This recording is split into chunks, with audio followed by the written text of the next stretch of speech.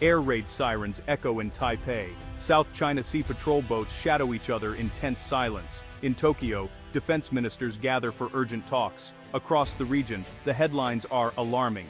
China conducts massive military drills. US, Japan, Philippines forge a new security pact.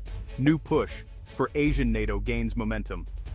The idea of an Asian NATO, a strong, formal alliance like the one in Europe, is no longer a fringe concept. In capitals from New Delhi to Canberra, officials are openly debating if Asia needs a bulwark against rising threats. The echoes of Ukraine and the uncertainties over Taiwan have made the question more urgent than ever.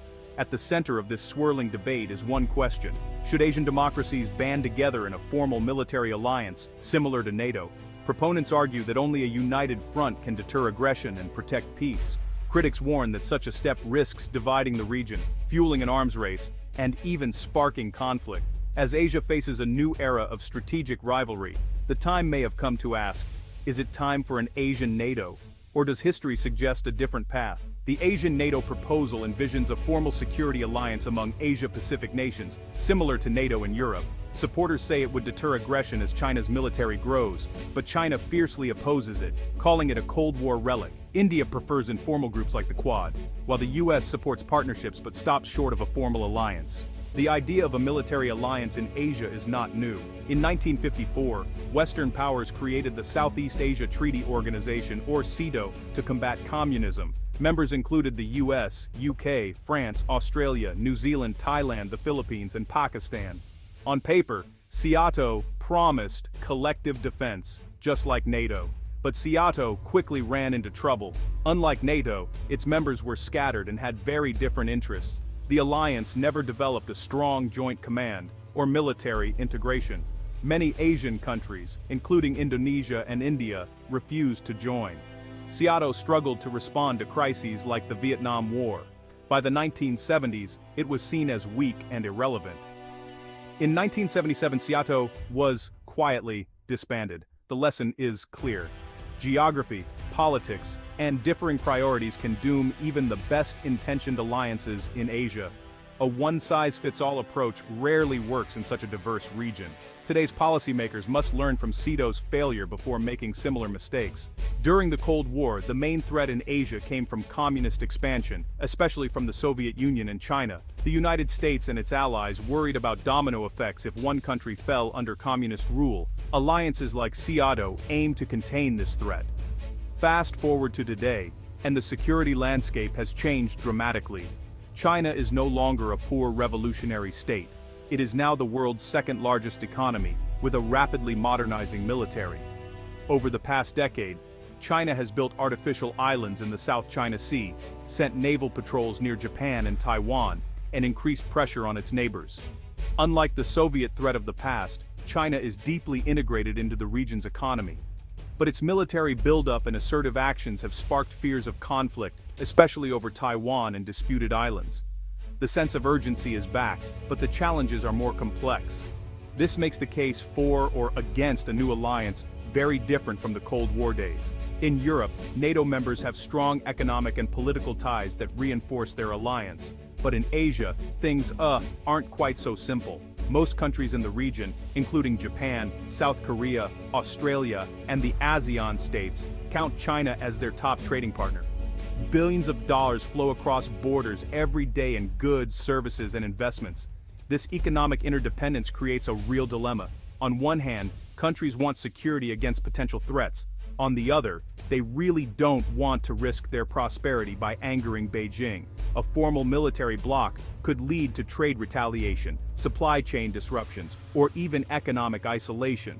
For example, when South Korea deployed a US missile defense system in 2017, China responded with harsh economic sanctions. This is a warning to others. Security moves come with real financial costs. So, as a result, many Asian nations prefer strategic ambiguity, keeping their options open without making firm commitments. Asia's geography makes alliance building even harder. The region includes hundreds of islands, vast oceans, and a patchwork of borders. Unlike Europe, there is no single front line where an attack might take place. Instead, threats are really dispersed, from the Himalayas to the South China Sea. Asian countries also have very different political systems, cultures, and threat perceptions. Some, like Japan, face direct pressure from China. Others, like India, focus more on their land borders or have historic rivalries with neighbors. Many Southeast Asian states prefer neutrality, wary of being caught between big powers. Strategic ambiguity is another obstacle. The US has long maintained strategic ambiguity over Taiwan, refusing to say if it would fight to defend the island.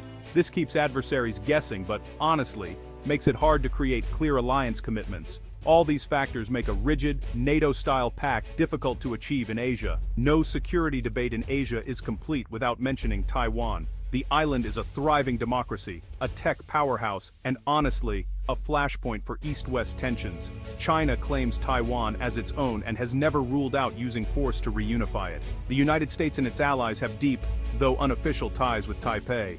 For some, including hawkish US lawmakers, defending Taiwan is the main reason to consider an Asian NATO. They argue that a clear security guarantee would deter Beijing from taking military action. However, others warn this could backfire, provoking China into acting sooner or, turning a local crisis into a regional war. Taiwan itself walks a fine line. It seeks international support, but knows that too much overt alliance activity could invite Chinese retaliation. Any formal defense pact that includes Taiwan would be explosive. For now, most countries stick to quiet cooperation, arms sales, and diplomatic backing, trying to keep the peace while avoiding escalation. Supporters of an Asian NATO believe the time has come for bold action. They argue that only a clear, united alliance can deter aggression from powerful states. A formal pact would reassure smaller countries, strengthen deterrence, and make it easier to coordinate military planning. Some point to the success of NATO in keeping Europe peaceful since World War II. Opponents counter that Asia is just too diverse for such a rigid alliance. They warn that a formal pact could split the region, isolate non-members, and provoke China into more aggressive behavior. Critics also argue that it would be hard to agree on what counts as an attack, given Asia's scattered geography and, well, many disputes. Expert opinions are split. For example, Professor Rory Medcalf of the Australian National University says, Asia needs stronger security ties, but a copy of NATO won't work. Others, like former US Admiral Harry Harris, argue that only a formal alliance can provide real deterrence. The debate is likely to continue for years to come.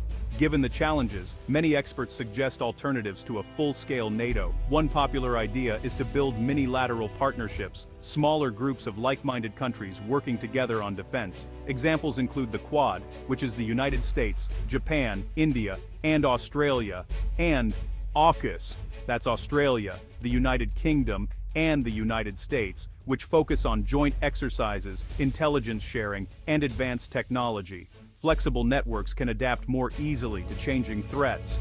They avoid the costs and complications of big treaties, but still send a message of unity. Some countries also prefer hub-and-spokes arrangements, where the US forms bilateral pacts with each ally, rather than one big bloc. These partnerships are not perfect, but they offer a way forward in a complicated region. They allow countries to cooperate without forcing them into risky commitments. The future of Asian security may depend on how well these flexible models can keep the peace.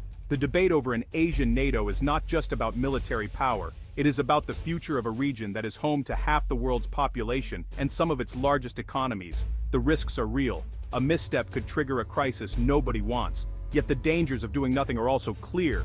As rivalries grow sharper and defense budgets rise, a true Asian NATO may remain out of reach. For now, history, geography, and economics stand in the way, but the region will likely see more security cooperation, more joint drills, and more dialogue among democracies. Flexible partnerships and clear communication will be key to avoiding misunderstandings and managing crises. For Asia, the challenge is to find a balance, strong enough to deter threats, flexible enough to adapt, and wise enough not to provoke disaster. The coming years will test whether Asia can build a new security architecture, one that fits its unique realities, rather than copying the West.